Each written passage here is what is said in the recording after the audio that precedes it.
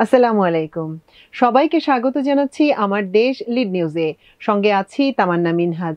আমাদের আজকের লিড নিউজের শিরোনাম, হাসিনার প্রশ্রয়ে দানব ডিবি হারুন। নিউজটি লিখেছেন আলামিন। চলুন দর্শক জেনে নেওয়া যাক লিড নিউজটির বিস্তারিত। ক্ষমতাচ্যুত প্রধানমন্ত্রী শেখ হাসিনার প্রশ্রয়ে পুলিশ কর্মকর্তা হারুনুর রশিদ পরিণত হয়েছিলেন দানবে।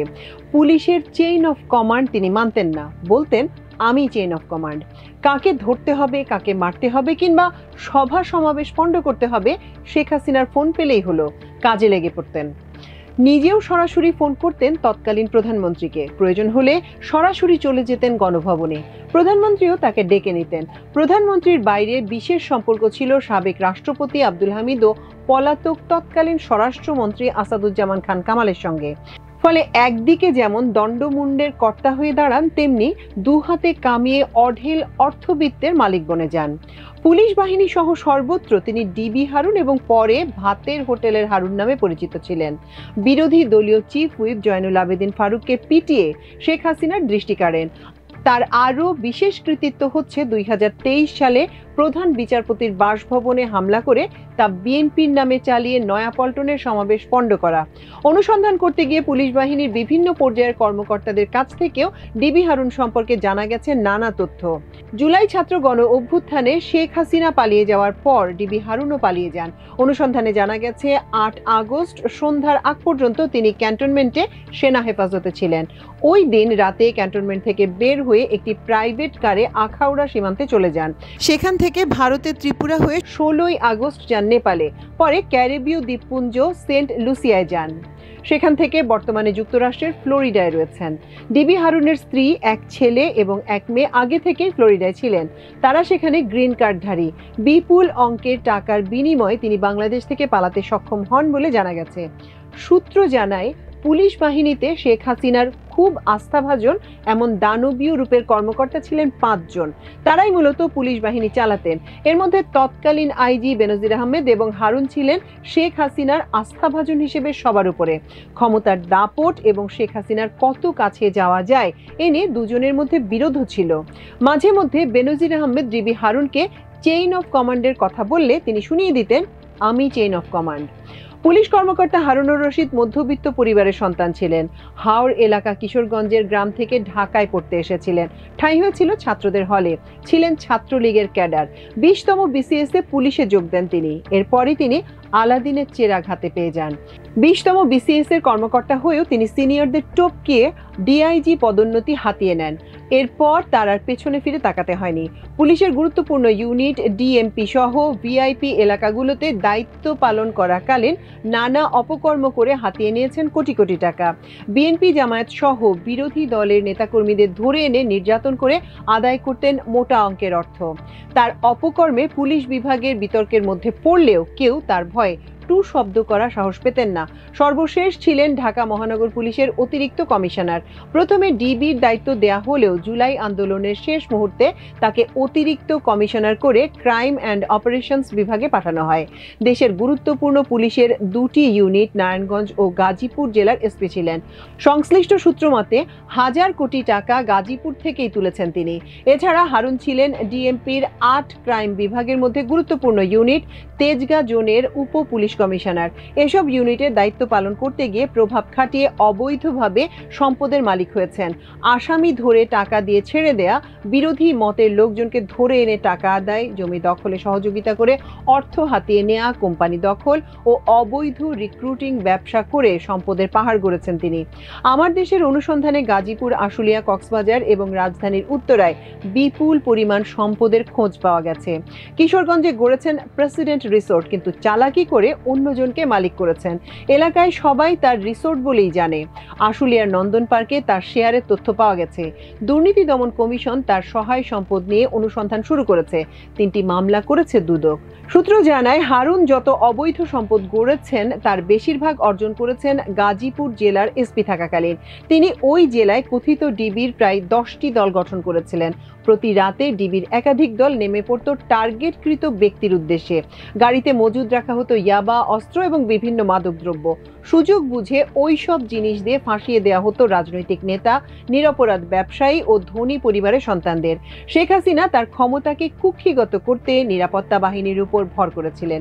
বিশেষ করে পুলিশ ও র্যাব দিয়ে বিরোধী মতের উপর অতিরিক্ত শক্তি প্রয়োগ করে দমন পীড়ন চালানো হয়েছিল।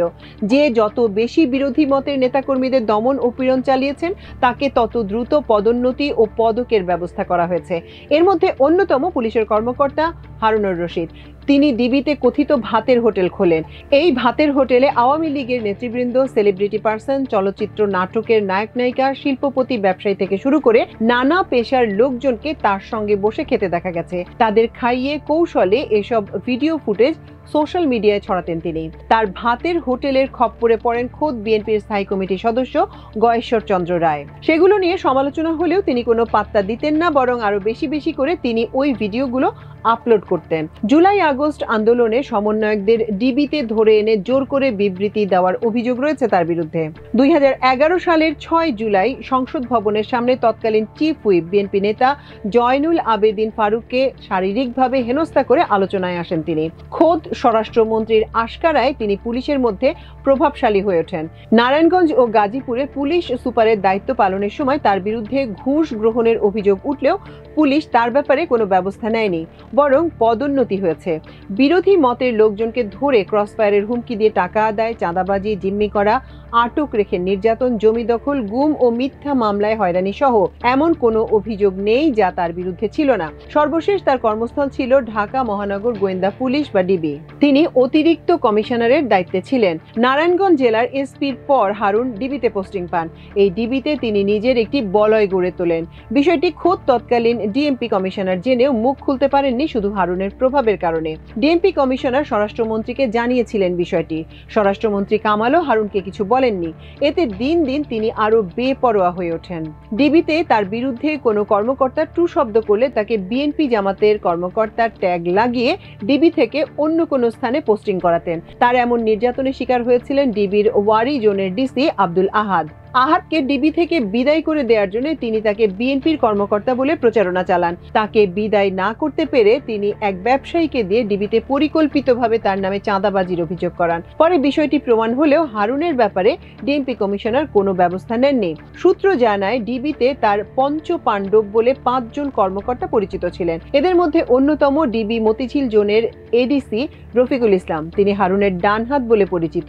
তিনি 5 আগস্টের পর পলাতক। হারুন ওই রফিকুল দিয়ে নিয়মিত বিভিন্ন ধরনের অপকর্ম করাতেন। জমি দখল ও টাকা জব্দে পারদর্শী ছিলেন রফিকুল। বিএনপির প্রচার ও প্রকাশনা সম্পাদক সুলতান সালাউদ্দিন টুকুকে ধরে এনে নির্মম মারধর করেছিলেন তিনি। ডাকসুর সাবেক ভিপি নূরের বাসায় গিয়ে তাকে অকথ্য ভাষায় গালাগালও করেন এই রফিকুল। সূত্র জানায় হারুনের পঞ্চপাণ্ডবের মধ্যে অন্যতম হলেন সাইবার বিভাগের নাজমুল আলম। কিছুদিন আগে তার নামে একটি প্রতারণার মামলা হয়েছে। তিনি মামলার পর পলাতক আছেন। তার নামে পরিকল্পিতভাবে ব্ল্যাকমেইলিং এর অভিযোগ রয়েছে। শুধু তাই নয়, যেসব ইউটিউবারের ভিউ বেশি ছিল তাদের তিনি ডিবিতে ডেকে ওই অ্যাকাউন্টটি নিজের নামে করে নিতেন। নওগাঁর এক ইউটিউবার ডিএমপি কমিশনার বরাবর এমন একটি অভিযোগ দিয়েছেন। জানা গেছে হারুনের অন্যতম সহযোগী ছিলেন শাহানশাহ। তিনি বিএনপি ও জামাতের লোকজনকে ধরে এনে টাকা আদায় করতেন। 5 আগস্টের পর তিনি জেল হাজতে রয়েছেন। তার নামে ডিএমপি কমিশনারের কাছে 20টিরও বেশি অভিযোগ পড়েছে। সূত্র জানায় হারুনের অন্যতম সহযোগী ছিলেন 30 ব্যাচের এডিসি মনিরুল ইসলাম। হারুনের টাকা পাচারে তিনি বিভিন্ন মানি এক্সচেঞ্জের সঙ্গে যোগাযোগ করতেন।